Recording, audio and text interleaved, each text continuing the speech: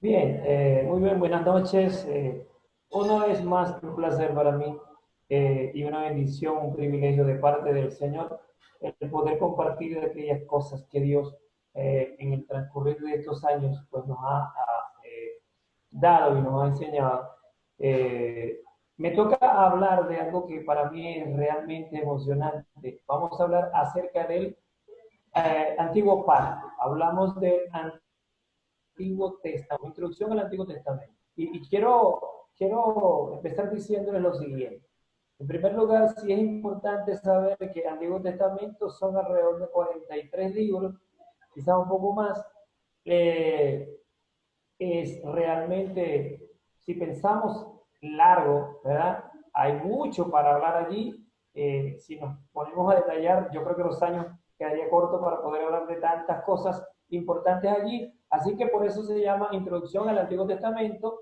Tenemos que hacer una línea del tiempo, tenemos que hacer un recorrido largo, pero hoy vamos a hacer lo siguiente. Fíjense, es importante que nosotros recordemos y observemos, nos demos cuenta, yo no sé cuántos de ustedes tendrán el conocimiento que el antiguo pacto tiene diferentes formas de escritura. Nosotros conseguimos mmm, los libros del Antiguo Testamento escritos de diferentes maneras y digamos que hay muchas maneras de expresar su verdad, su misterio, su bendición, su voluntad para cada uno de nosotros. Y entonces, en el Antiguo Testamento nosotros encontramos, por ejemplo, la ley o lo que he llamado el Pentateuco. Nosotros encontramos la historia o los libros históricos, pero también encontramos la poesía, la lírica extraordinaria a través de la cual el Señor nos habla. Encontramos los libros de sabiduría excepcional para aprender consejo, para aprender juicio, para aprender prudencia. Conseguimos en ellos también la profecía importante, los libros proféticos, poder ver en una línea de tiempo cómo los profetas, cuando estudiamos los hechos de la historia, se movían en cada una de esas cosas y es importante estudiar todo esto y considerarlo. Es importante considerar los libros deuterocanónicos que entraron ya en el último canon un poco tarde, pero que ellos, aun cuando no podemos tomarlos como para establecer doctrinas, sí lo podemos considerar como para eh, conseguir de ellos grandes consejos. Yo quiero hoy comenzar con el Pentateuco, quiero comenzar con la ley, la Taná, que para los judíos es la Taná, es lo que para nosotros, y nosotros entendemos como el Antiguo Testamento, el Antiguo Pacto. Recuerden que una traducción, la Septuaginta, que vino que llegó a ser muy importante para la iglesia en el primer tiempo cuando ellos iban a enseñar. Y esta Septuaginta contiene precisamente eso, el antiguo pacto. Ahora bien, quiero comenzar con el Pentateuco. Y hablando del Pentateuco, quiero comenzar, por supuesto, con el origen, con el Génesis. Y lo primero que voy a pedirles a todos ustedes es, yo no sé cuánto, miren, disculpen que me río tanto, pero esta materia requiere de mucha lectura bíblica.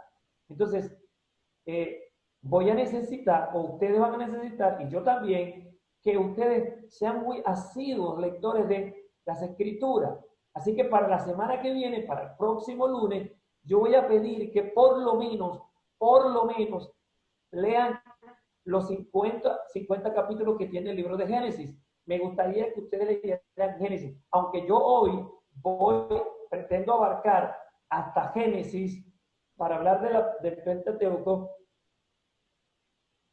Sin embargo, yo les voy a pedir que lean el libro de Génesis porque por la dinámica que vamos a usar, yo voy a comenzar hoy con eso, pero la semana que viene vamos a entrar un poco más o a entender un poco más sobre, vemos todo lo que es la línea el tiempo y vamos a hablar un poco más, ya les decía, sobre los estilos de literarios o de escritura que tiene el Antiguo Testamento. Cuando nosotros pensamos en la ley o pensamos en el Pentateuco, siempre hay una concepción un poco fuerte con respecto a la ley, sobre todo porque cuando nosotros en el Nuevo Testamento leemos al apóstol Pablo, o el apóstol Pablo cuando está hablando a los corintios, cuando habla también a los gálatas, muchas veces utiliza expresiones fuertes con respecto a la ley y dice la maldición de la ley, y dice el yugo de la ley, y dice la carga de la ley, y así por consiguiente. Y cualquiera se pregunta, pero bueno, ya va, ¿será que la ley que Dios le dio en su antiguo pacto a su pueblo escogido, a Israel, es una maldición? Era que una carga.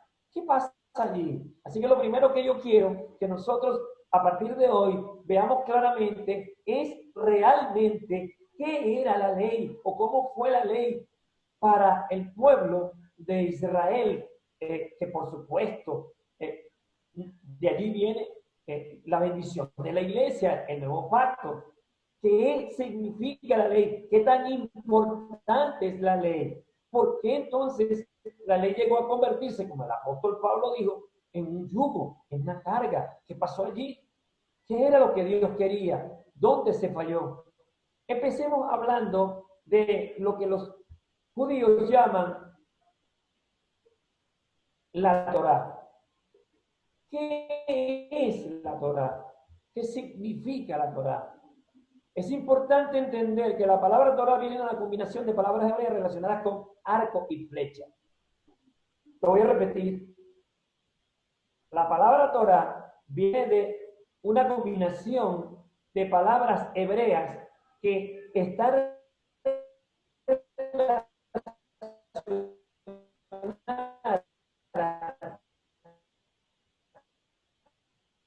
al blanco.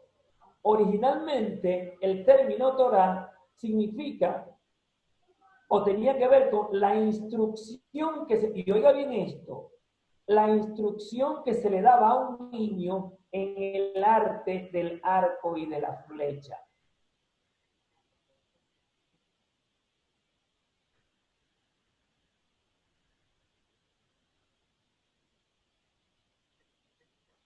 Para tratar, que se le enseñaba a tratar de dirigir la flecha para que diera en el blanco. La actitud del judío en la vida, metafóricamente hablando, es disparar al blanco. Algunas veces se acertaba, otras veces no. Pero lo que sí es importante ver es que Torah, como ley, lo que significa es, y lo que Dios quería era, y lo que quería estar haciendo era las instrucciones que nos estaba dando para la vida, de manera que el que fuese instruido con ella, el que fuese entrenado con ella, el que fuese adiestrado con ella, diera en el blanco y no se desviara, sino que dando en el blanco alcanzase el propósito por el cual Dios le había.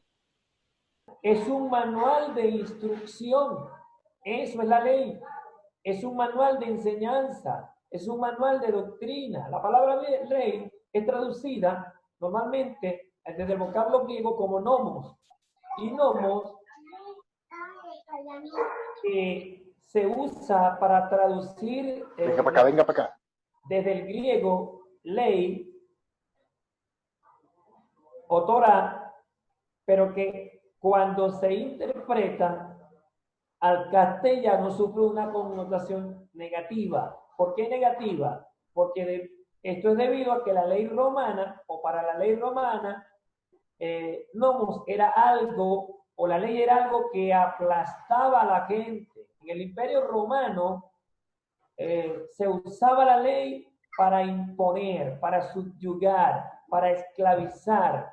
Por lo tanto, el concepto desde el griego, la palabra Torah como nomos, tenía una sección política y tenía una sección negativa.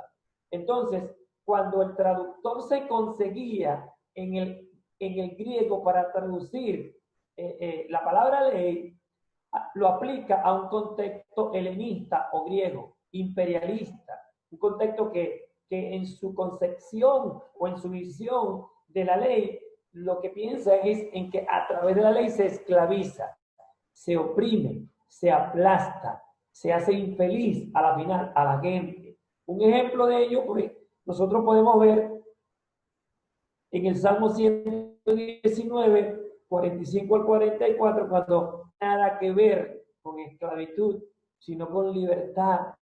Por eso él dice, el salmista, andaré en tu ley y tendré libertad o seré libre.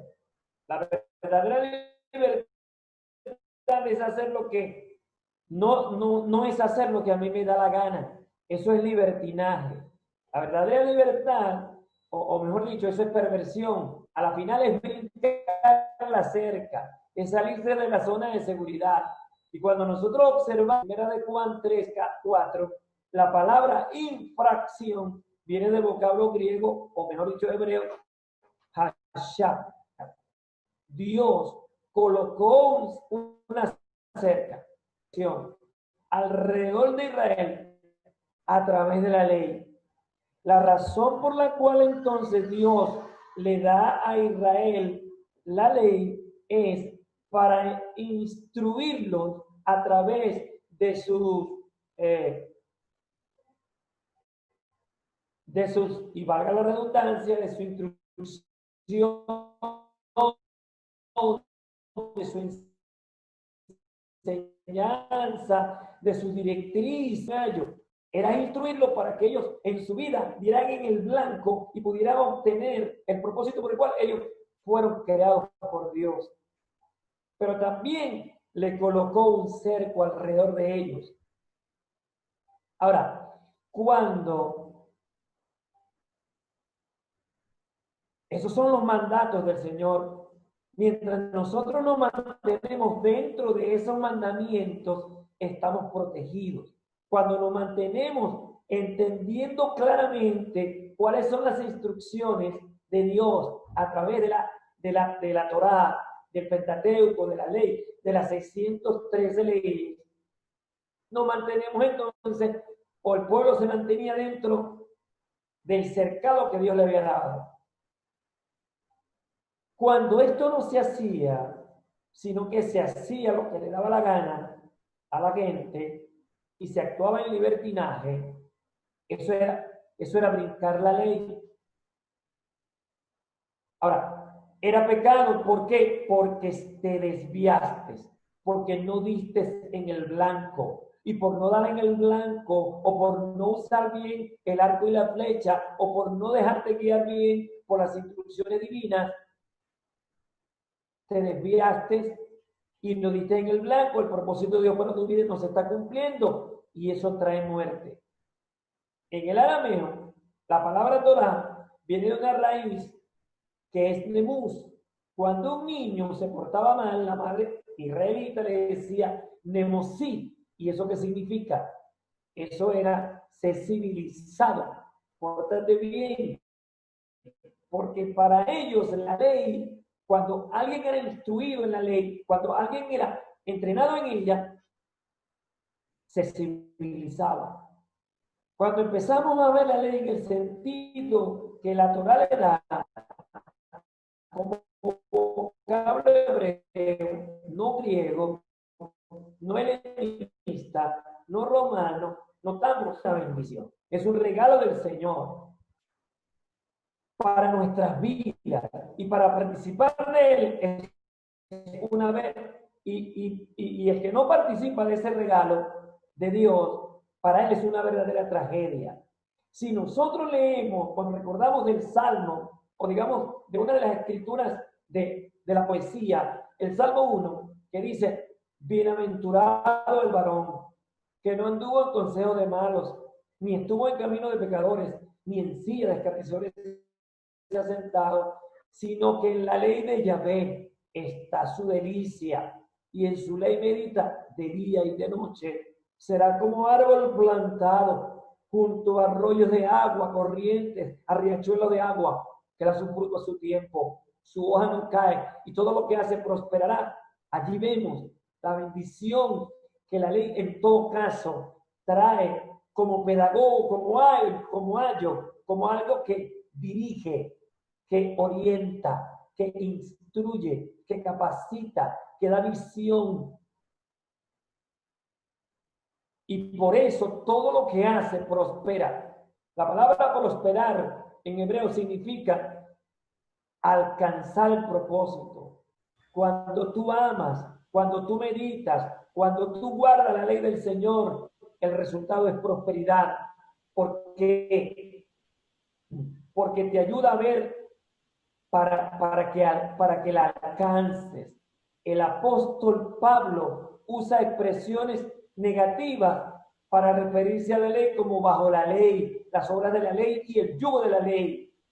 Pero en Mateo, capítulo 5, del 17 al 19, habla muy bien de lo que piensa Jesús de la ley, desde la perspectiva hebrea. Él dice, yo no vine a abrogar la ley, yo vine a cumplirla.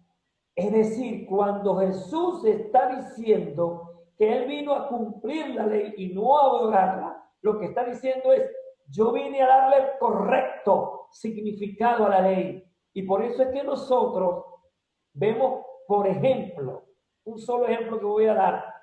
Jesús dice, oísteis que fue dicho, amarás a tu prójimo, aborrecerás a tu enemigo. Pero yo te digo, amad a vuestros enemigos, bendecid al que te maldice, haced bien al que te aborrece y orad por el que te ultraja y te persigue, para que seas hijo de vuestro Padre que está en los cielos, que hace salir su sol sobre malos y buenos y hace llover sobre justos e injustos. Porque si tú amas al que te amas, ¿qué haces de más? O si saludas al que te saludas, así son los publicanos y pecadores. Sed perfecto, maduro, como vuestro Padre que está en los cielos lo es. Y allí en ese momento Jesús le está dando una correcta interpretación a la ley cuando te dice lo que te estoy diciendo, lo que te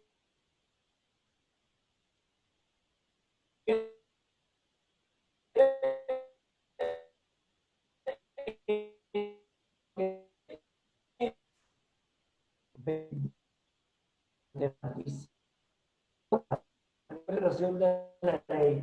Veamos el contexto. En la época de Jesús,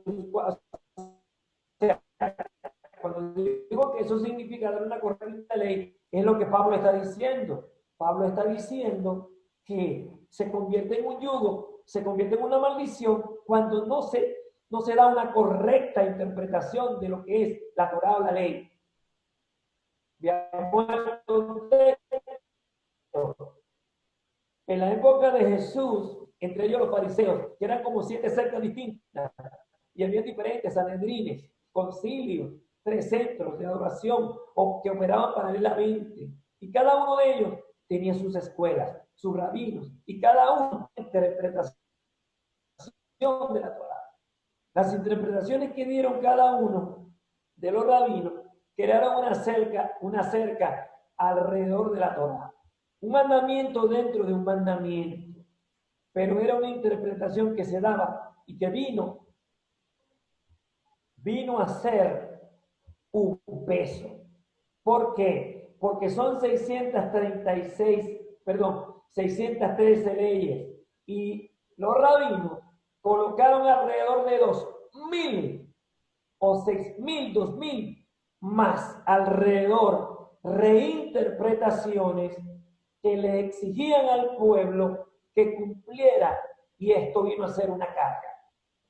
Es esto a lo que se refiere el apóstol Pablo cuando habla de estar bajo la ley, bajo el yugo de la ley, bajo las obras de la ley. Por eso él atacaba a esos judíos o a esos fariseos que querían simplemente no entendiendo, no dando una correcta interpretación de la ley, querían traer digamos, una interpretación que para ellos era una ley y le colocaban un yugo al pueblo.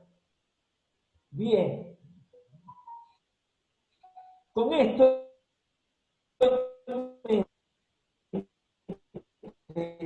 vamos a entrar en el Génesis. En el Génesis, nosotros en el hebreo vemos un vocablo hebreo que se lee Bereshit para hablar acerca de Génesis. Génesis lo que significa es principio, y normalmente el principio de todas las cosas. Para poder estudiar Génesis, que tiene 50 capítulos, tenemos que hacer más o menos una estructuración de lo que está contenido en Génesis. Así que vamos a ver. El libro está diseñado para verlo como un todo a través de dos partes principales, que van, la primera parte que va desde el capítulo 1 al capítulo 11 y que cuenta la historia de Dios y todo el mundo. Y luego la segunda parte que va que trata acerca de Dios y la familia de Abraham en los capítulos del 12 al 50. La primera parte comienza con la historia de la creación. Miren, él tomó un oscuro caos de agua y lo convirtió en un hermoso jardín donde los humanos puedan prosperar. Cuando yo voy a Génesis, y por eso les estoy pidiendo que lean el libro de Génesis para la próxima semana, y leo el primer verso, cielos y la tierra. Pero cuando yo leo el segundo verso, que dice, y la tierra era un caos, oscuridad llenaba toda la tierra. ¿Ven?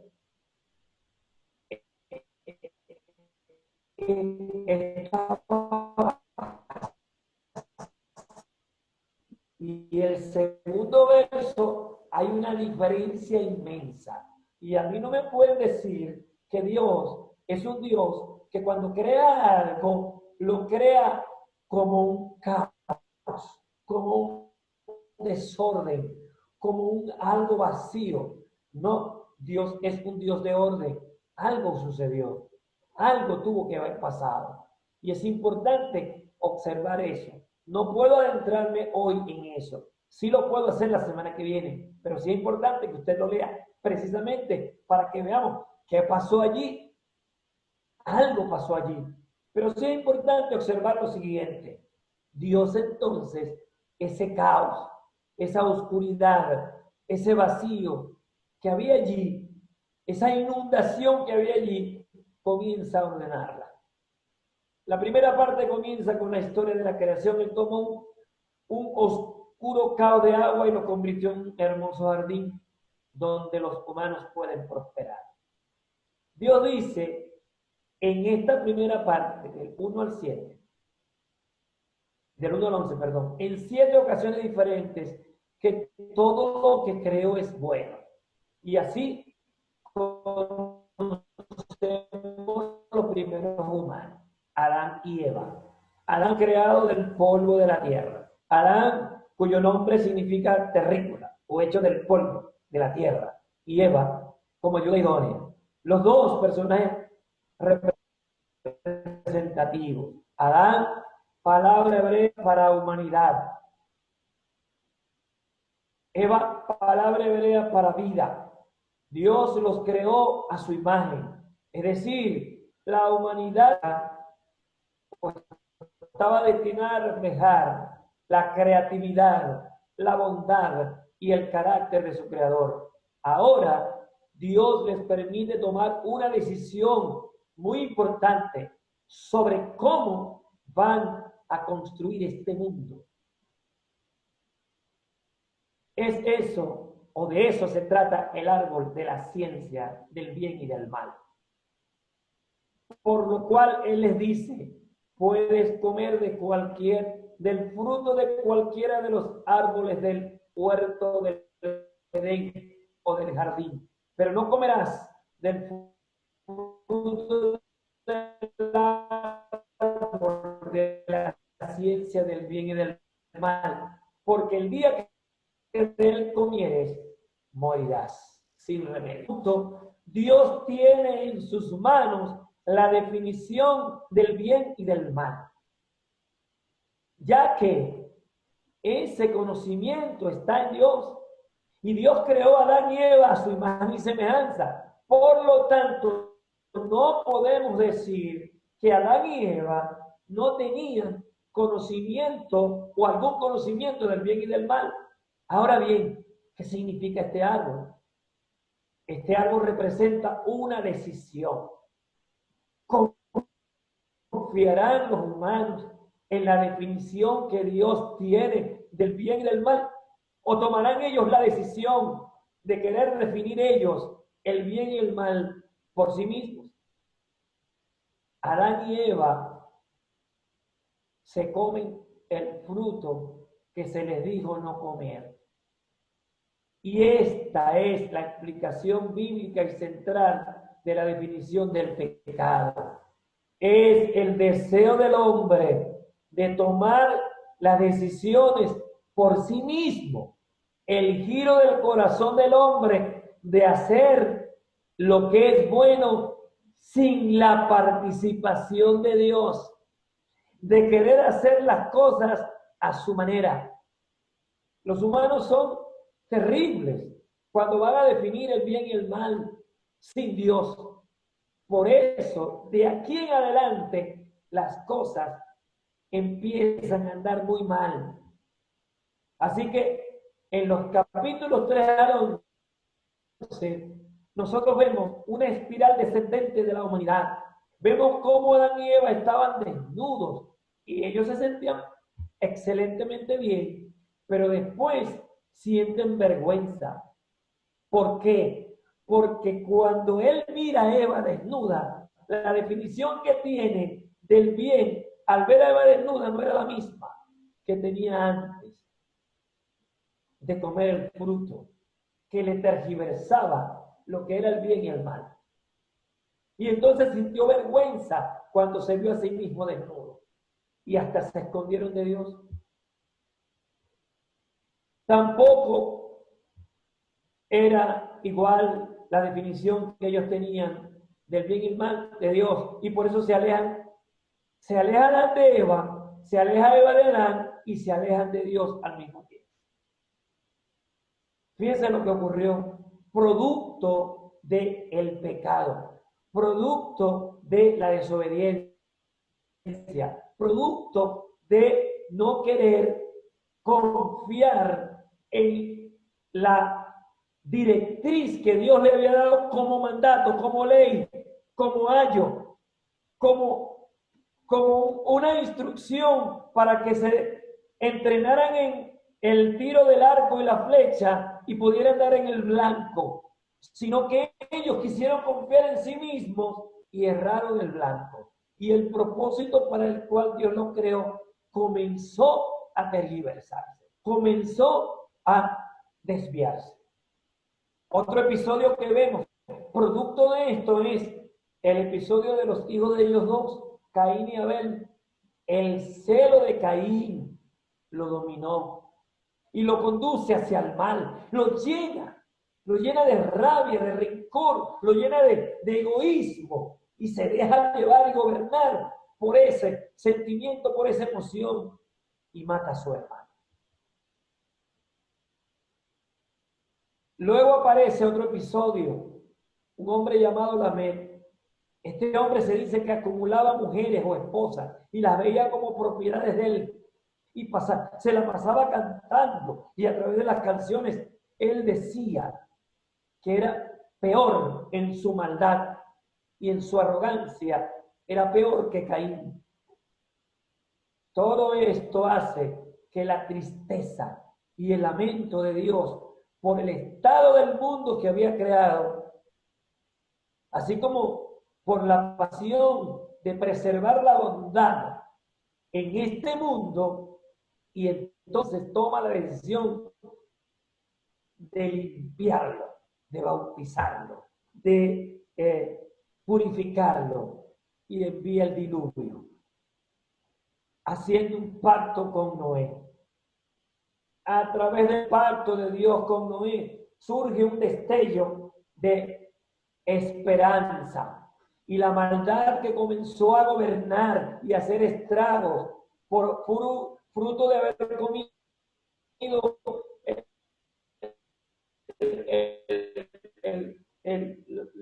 la fruta del árbol de la ciencia del bien y del mal, Dios hace un pacto con Noé y viene una esperanza. A las 9:30. Ya que Noé y su familia reinicia toda la historia de la humanidad. Oye, hay una esperanza.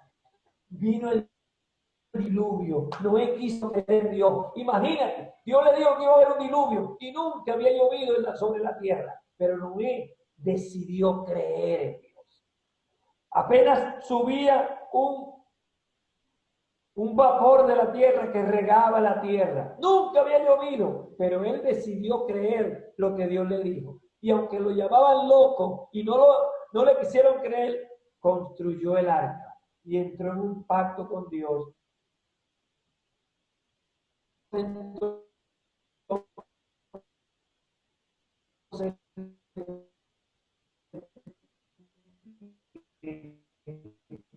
Limpió la tierra y a partir de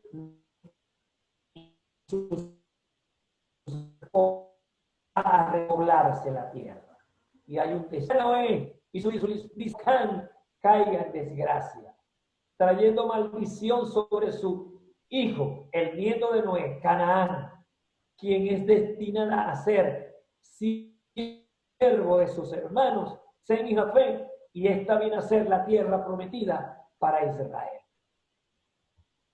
Finalmente, surge la Torre de Babel, donde se unió todas las naciones, creando un ladrillo, queriendo crear el hombre un nombre para sí mismos.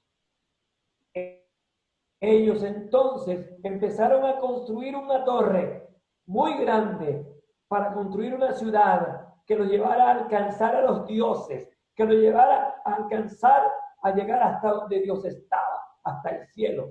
Pero Dios, en su misericordia, los dispersa. ¿Y cómo los dispersó?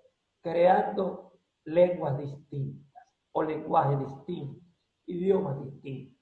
Y como ya no se podían entender, y como había división, hasta ahí quedó todo. Y tuvieron que dejar la Torre de Babel hasta allí.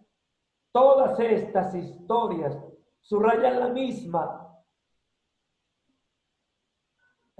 idea básica. Cuando los humanos toman autonomía y quieren definir el bien y el mal fuera de Dios y la quieren definir por sí mismo, el mundo se vuelve, o todo lo que hace, se vuelve tragedia y muerte.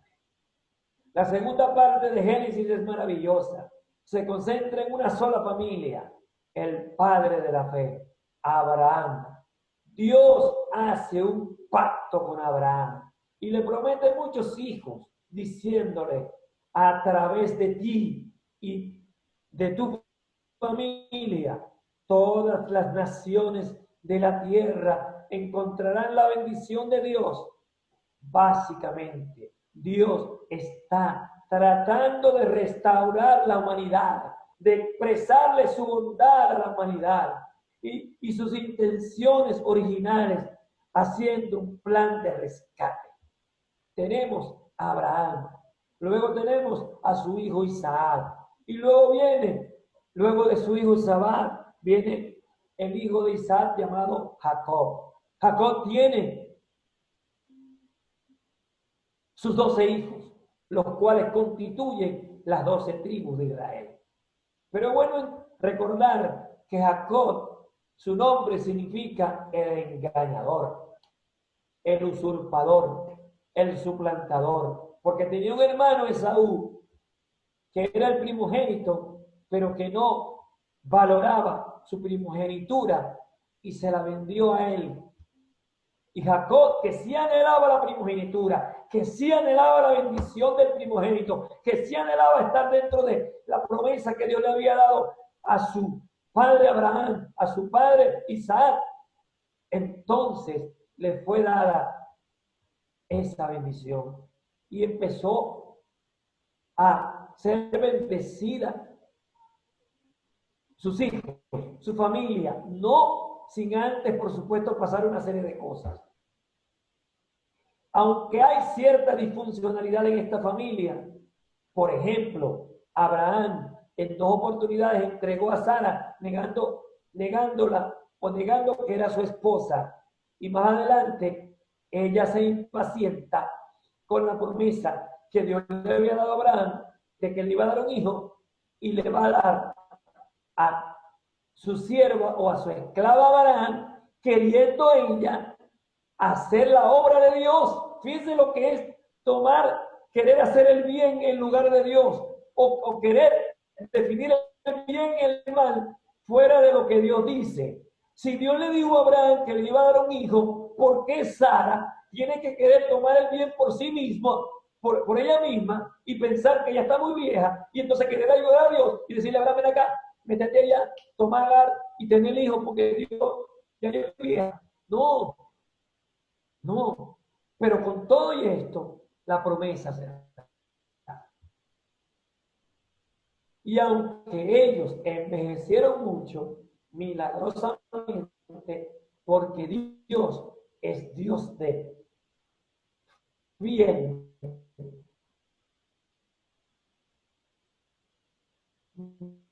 no es hombre para mentir, no es hombre para arrepentirse, cumple su promesa y tiene hijos. Este tiene 2 hijos.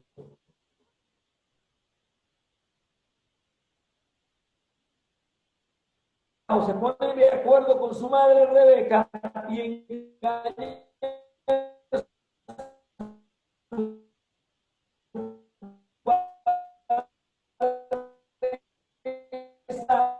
a viejo y toma el lugar de Saúl para obtener la bendición.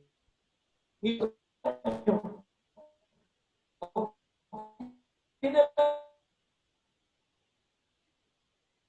está menospreciando su primogénita y la bendición que Dios le quería dar.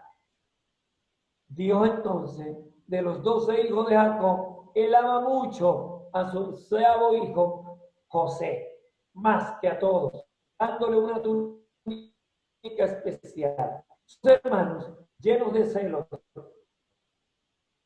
y de y de celo y de odio, planean matar a José. Aunque en lugar de eso lo venden su promesa, Dios hace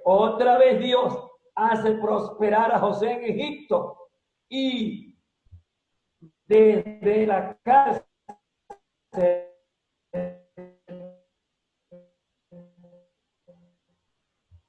lo lleva a ser segundo, establecerlos allí, haciéndolos prosperar como la nación del pacto, por medio del cual derramaría su bendición.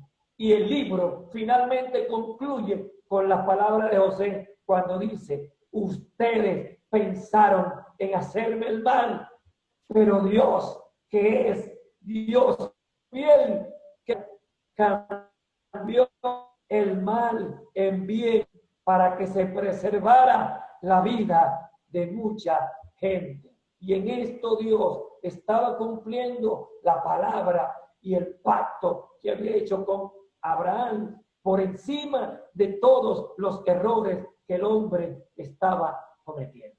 Hasta aquí la clase de hoy. Y termino con esto.